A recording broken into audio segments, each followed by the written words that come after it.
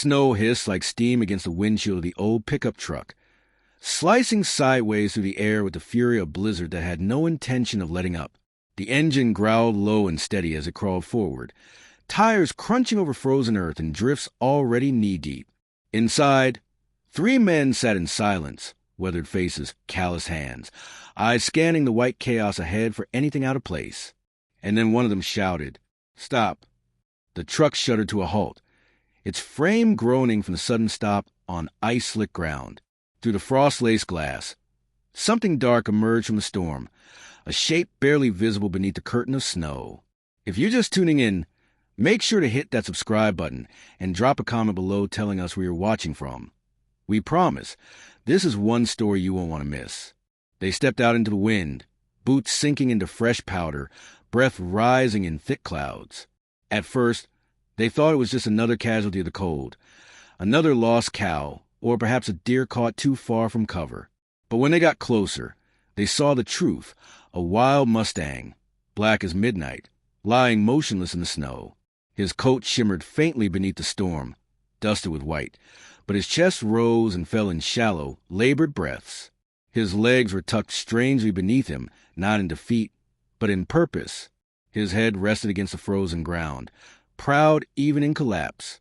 He didn't move away from them. That alone sent a ripple through their bones. One of them knelt at a safe distance, eyes narrowing. He's still alive. But something was off. The horse's body was positioned oddly, shielding something beneath him. Snow around him showed signs of struggle, scrapes, paw marks, and a strange depression where he lay. And his eyes, those deep, dark eyes, tracked their movements with startling alertness.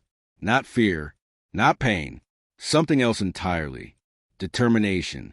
Jake, the oldest among them, felt the weight of it settle in his gut. This wasn't just an injured horse. This was a protector. He's guarding, Jake said quietly, voice barely audible above the howling wind. Silence followed. Then movement. The stallion shifted slightly, muscles trembling from exhaustion and injury, and revealed what he'd been hiding, a patch of brown fur. "Jesus," Tom whispered. "There's another horse under him." Excitement, confusion, awe, it all collided in their chests. They edged closer, careful not to startle the stallion. And then came the sound that changed everything. A soft, high-pitched whinny. Not from the adult horse. From the baby. Miguel's knees nearly buckled. "It's a foal," he breathed. "He's protecting a baby." The realization struck like lightning. This wasn't just survival. It was sacrifice. The stallion had collapsed atop the foal, using his own body as a living shield against the killing cold. Blood seeped from wounds on his legs. Deep claw marks that told a terrifying story. He had fought something. Fought for this foal. Maybe even died a little already. And still, he hadn't let go. Jake's throat tightened. "We need supplies," he said. "Blankets. Food. First aid." Tom ran back to the truck, while Miguel crouched near the stallion, speaking softly in Spanish. "Tranquilo, Papa," he murmured. "We're here to help your baby." The stallion's ears flickered. His nostrils flared. And somewhere behind the pain, he understood. Jake spread sweet grain in the snow, creating a trail just far enough away to give them space. Slowly, agonizingly, the stallion shifted, not away from the foal, but just enough to expose her tiny form. She was weak, barely weeks old, her ribs pressed against her winter coat. She lay unconscious, utterly dependent on the warmth of the stallion's body. Jake moved fast, blankets wrapped around the foal, warm water mixed with electrolytes. Hands worked together with practiced urgency. The stallion watched every move. As they worked, Tom made a discovery. Beneath the snow where the stallion had lain, buried and forgotten, was a leather pouch, weathered, torn open by time and wind. Inside were documents. A name scrawled across the top. Ghost Walker. Jake read aloud, voice shaking. Documented for 8 years, known for adopting orphaned foals, called the guardian of the herd. Miguel looked up. He's done this before. 3 times.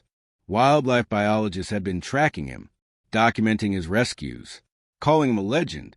And now, here he was, barely holding on, protecting the daughter of his dead mare, killed by the same predator who had left scars on his hide.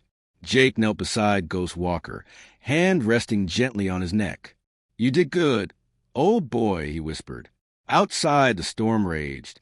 Inside their makeshift shelter, built from tarps and determination, the two horses lay side by side.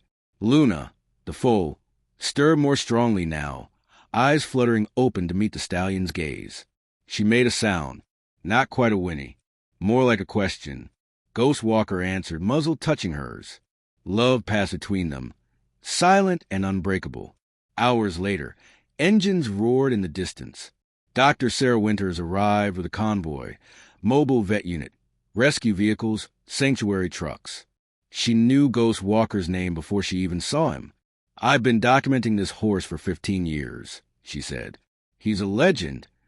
Her team worked quickly for fluids, feeding tubes, emergency transport ready.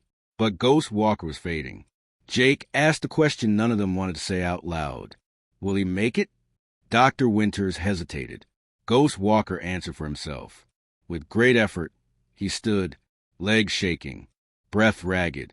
He walked slowly to Luna and nudged her toward the humans. Then he laid down again, not to die, but to rest, knowing she was safe.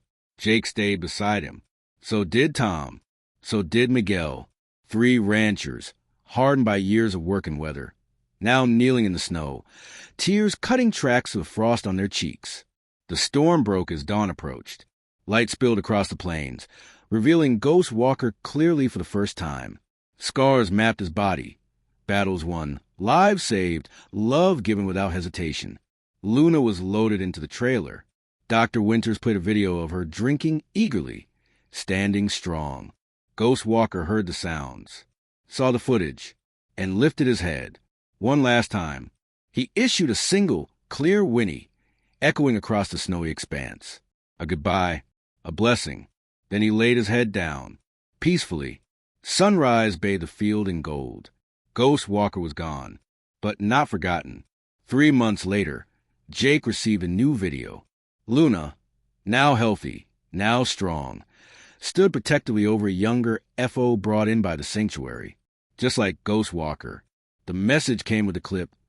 She started doing it already, just like him. The legacy lived on, because heroes aren't born, they're taught, one act of love at a time. Love knows no boundaries.